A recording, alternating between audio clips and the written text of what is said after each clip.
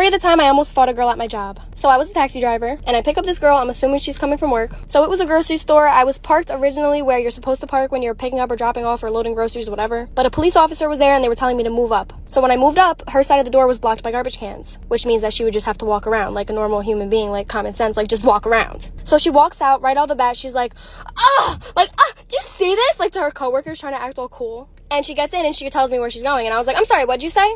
And then she repeats herself, and I was like, no, what'd you say when you were outside? And then she was like, oh, nothing, like, I was just saying that, you know, the garbage cans were blocking the door. And I was like, oh, okay, well, the police officer told me to move up, so, like, there's nothing I can do about that. Anyway, we're going, I make a wrong turn, not a big deal. Then she picks up the phone, calls somebody, she goes, hi, can you pick up my daughter, because I'm actually going to be late because, no comment. So I literally laugh, and when I drop her off, she slams the door, so I get out. This is a story of the time that I got caught making out with a boy at the park.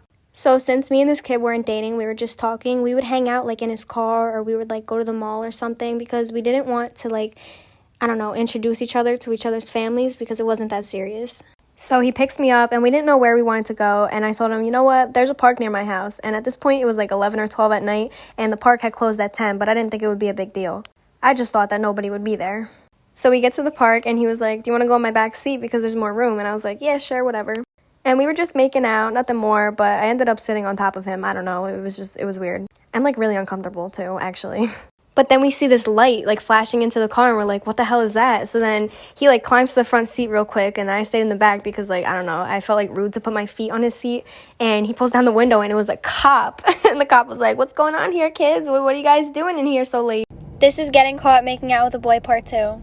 So the cop is, like, banging his flashlight up against his window, and the kid had tints on his windows, so I think the cop could see once he was shining the flashlight, like, the kid climbing over the back seat into the front seat, but I guess he just ignored it. So the cop is like, all right, what's going on here? Why are you guys here so late? Like, the park is closed. You guys shouldn't be here. And the kid decides to pull out of his ass that he was teaching me how to drive. Then the cop was like, all right, I'm going to just look up your license plate number, make sure you have no warrants out for your arrest, and then you guys have to leave. And we were like, okay, whatever. We were waiting there. We were, like, giggling, whatever. And the cop comes up to the window, and he goes, oh, so is this the same girl that you brought over in? And then he, like, brought up another town that I've never heard of. And I was like, bitch, what?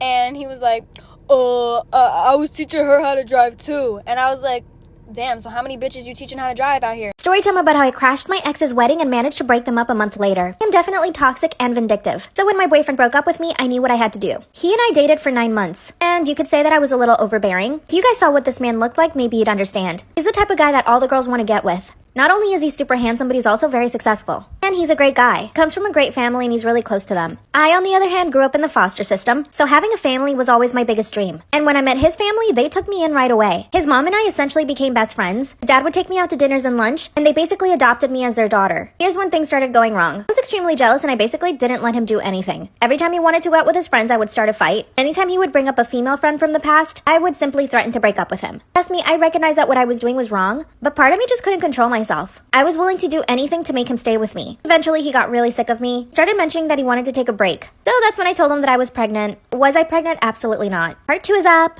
Story time about how I crashed my ex's wedding and managed to break them up a month later. The first time he threatened to break up with me, I told him that I was pregnant. It was obviously a lie and he knew it, so he basically still walked out on me. So in order to get his attention again, I decided to go to his family and tell them that I was pregnant. And they all believed me. His mom and dad even invited me to go live with them during the pregnancy. At first I said yes, but then I was like, hold on a second. How am I gonna fake a pregnancy? So to get myself out of that, I told him that I thought I was pregnant, but I actually wasn't. Yep, I'm starting my makeup all over again at this point. I had way too many layers on. During the time we were on a break, I basically followed him around everywhere just to make sure that he wasn't hooking up with any girls. Finally, 2 weeks later, he called me and told me that he missed me. We got back together, but the same thing happened. I was still jealous and controlling, but this time he was becoming more and more jealous. So much so that he started trying to control the way that I was dressing. Around this time, we started having huge fights. He would punch the wall right by my head. I would throw things at him, even threw a knife at him once. But part of me liked that he was so jealous and toxic. He was obsessed with me. And he broke up with me again, and 2 months later, he was engaged. And guess what? His family invited me to their engagement party. Part 3 is up. Story time about how I crashed my ex's wedding and managed to break them up a month later. That's when I get the invitation for his engagement party. At this point, it seems that my ex's parents thought we separated on good terms. So, of course, I showed up to that engagement party. As soon as my ex saw me, he came straight to me and told me to leave. And I told him that I was welcome because his parents had invited me. He gave me a whole speech about how we were over and I needed to accept it. But of course, not one single part of me was willing to accept that. Then he called me an Uber, so I actually did end up leaving. When the wedding comes around, I was the first guest to show up. As soon as his parents saw me, they welcomed me. So I went and sat down at the parents' table. When my ex came out, he nearly fell over. Mind you, this is the first time I'm meeting his wife. I went up to her and told her that I was an ex of his. That's when she looked at me and said, "When did you guys date?" I said, "We dated for 9 months. And then she says that they had been dating at the same time. So then a whole bunch of drama goes down. She goes to him and starts slapping him. He starts to cry. And then his parents asked me to leave. So I did. The next month, I followed her everywhere. Finally told me to leave her alone and that they had already gotten a divorce. So my plan worked. Now I'm trying to figure out how to get back with my ex. What should I do?